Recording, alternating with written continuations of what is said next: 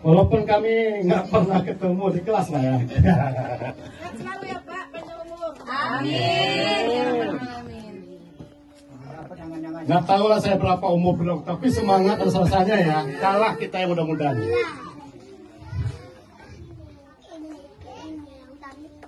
Di Pak Tukangnya perlu. Pak Tukang. Lagi peniraman dikit. Wah. Ya.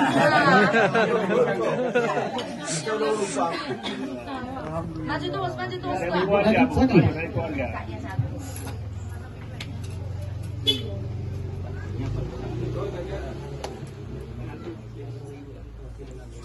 Bismillah.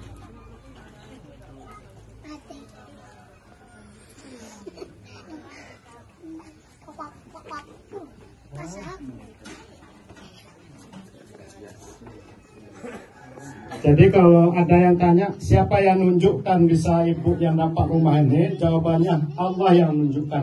Jadi melalui hati kami, tanpa kami kena